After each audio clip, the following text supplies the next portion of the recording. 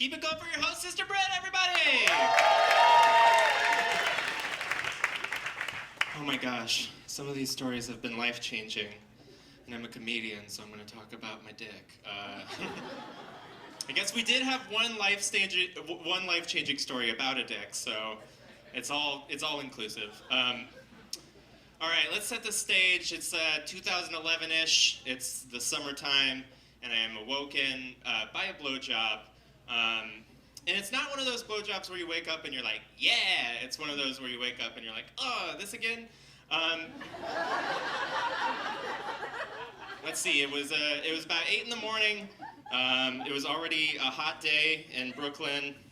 It was already a humid day in Brooklyn. It was especially hot and humid in the lofted bed of this graphic design artist I had met the night before. We didn't hit it off personality-wise, I wouldn't say that at all. There was actually kind of some red flags. He was rude to the cab driver. He was really into that Robin Thicke song, you know, the douchebag one. But I was lonely, I was in need. I had been in New York for 5 days and had not felt the touch of a man, so I went home.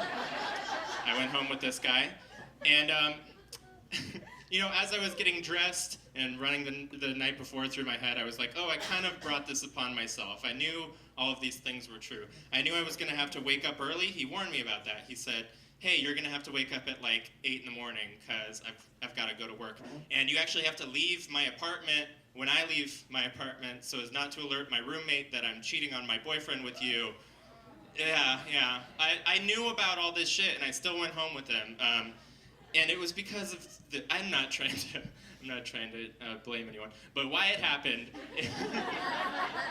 I had a friend named Jeffrey. I still do. We're still friends. Spoilers for this story you're currently listening to. I had a friend named Jeffrey. We are, I guess, what you would call like on again, off again lovers. Whenever we're single, whenever we're both available, what have you, we end up maybe having sex once or twice. And we met over here in the Northwest. He had moved to New York City, and I would often go to New York City just to like hang out, try and do some comedy shows, and visit him while I was there. I booked this trip a few months out. I said, hey, I'm coming during these days. He's like, yeah, I'll save the day. Everything seems fine. I message him a couple days before I get on the plane. I'm like, hey, I'm really excited to see you. And he messages me back about an hour later. Hey, I'm really excited to see you too. Just so you know, I have a long-term partner right now, and we're monogamous. And that's fine. I love monogamy. For certain people, it is a great thing. I wish you would have made me aware of this before I booked that very expensive plane ticket. But here we are. We're in New York. We're hanging out as friends. Everything seems fine. There's a bit of tension. We hang out for about 5 days. There's a little bit of tension. And after 5 days of sleeping on his couch, not being able to touch him, not being able to touch anybody, I was kind of ready to go home with any old guy. And that's what happens with this particular dude. I only know his name because it's the same name as Superman's dad. And he quizzed me in the night. And he thought I wasn't going to remember it, but I was like, Superman's dad, you got this. And I pulled it out. He was none the wiser. Dude drops me off at a subway platform. He's like, here you go. This is how you get back to your friend Jeffrey's house. And I'm like, thank you. He kisses me goodbye. I don't kiss him back. And I look down at my situation, aka my outfit.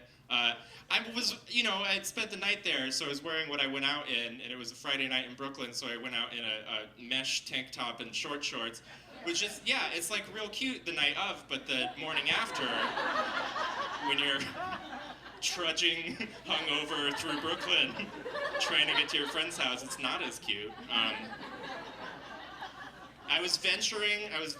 It took me like a whole hour just to get back to Jeffrey's house. And then more is hitting me from the night before. I'm realizing the folly of my plan. I'm realizing the essential error I had made, because as the night was progressing, it was becoming more and more clear I was going to go home with this gentleman. And at the end of the night, I walked up to Jeffrey and I said, hey, I think I'm going to go home with this guy.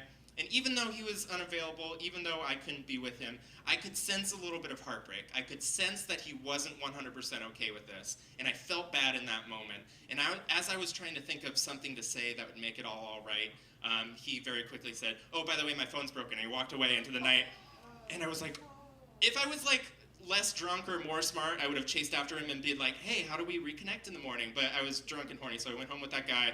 And here I am, sitting outside of Jeffrey's apartment with no way to get in there. There's the buttons, right? There's the buzzers, but even though I've been staying there all week, I haven't actually gone in the building without Jeffrey personally turning the key and walking me up the stairs. So I don't even know what unit he's in.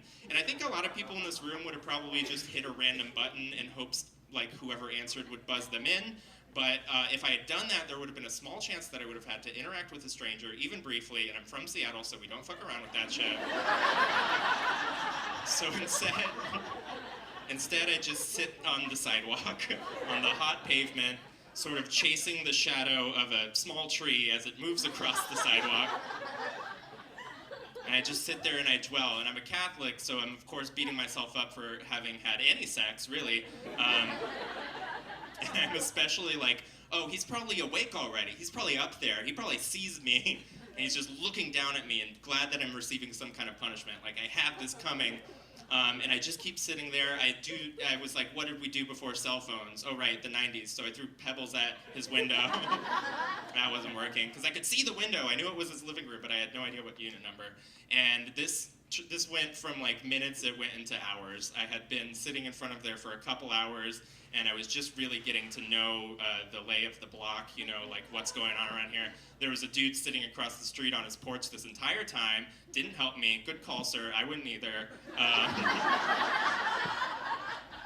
Oh my God, this was so weird. I was sitting there for a couple hours, and I looked up, and across the street, kitty corner from Jeffrey's house, there was like a 4-story brick apartment building, and on the roof, there was a man with a 15-foot-long pole, and on the end of the pole was a big piece of fabric, and he was swinging it around, and all these birds were flocking around.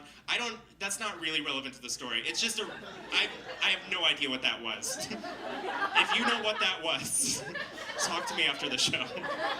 It's one of my greatest mysteries in all my days.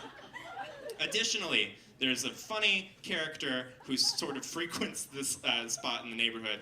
I don't know if he's like a homeless dude or if he's just like a kooky Brooklyn character, but he's this older guy, he's kind of short, got a long white beard, and every 30 to 45 minutes, I guess he's got a loop or something, because every 30 to 45 minutes he would walk in front of Jeffrey's house and he would look at me and he would go, hey, you got a cigarette? And I'd be like, no, I know I'm wearing a mesh tank top at 8 in the morning, and that's an educated guess, but no, I do not have a cigarette. And he would be like, and he'd walk away, and he'd do it again 45 minutes later. It's like now, like maybe, I don't know, half an hour till noon. I'm still sitting in front of the house. I'm afraid to leave because I know that the second I leave, he's gonna like walk out the door to go to the store and I'll never see him again. And I'm just like, am I gonna have to fly back to Seattle in this fucking mesh tank top? All my shit is in his house. Am I gonna have to go sleep at the graphic design guy's house again? I don't wanna do that. Finally, the bearded dude walks by again. This is maybe the 4th or 5th time he's walked by, so he is very familiar with my situation at this point. He knows more about my life story than me. And he looks at me throwing pebbles at my friend's window, and he's just like, you gotta hit the buzzer! And I'm like, I know how the buzzer works, okay? I don't know why I was so sassy with this guy. I know how the buzzer works, okay? I just don't know what apartment number he's in, so I can't hit the button. And this fucking wizard of Brooklyn just eyeballs it, and he's like, he's in 3! And he jams the 3 button, and he walks away. And I'm shouting at him like, dude, what are you doing? And as I'm shouting at him, I hear Jeffrey answer the speaker. It's like, oh, hey, who's there? So there's still a little magic in New York City. So I'm in the building. Everything is ostensibly resolved, but I don't feel like I'm out of the woods yet because I'm walking up the stairs, and I don't know what I'm walking upstairs to. I could be walking upstairs to the end of a friendship for all I know. And I am like mulling it over in my head, how sad would it be if I lost a close friend over a one-night stand? That would be such a bummer. But Jeffrey opened the door, he handed me a cup of coffee, and we sat down, and we talked about it, and it was constructive. And we talked about how he was a little jealous that I went home with that guy, and I told him how maybe I was a little jealous that he had this long-term partner and he was thriving without me in this new part of the country. And it was just a good adult conversation, and everything was resolved.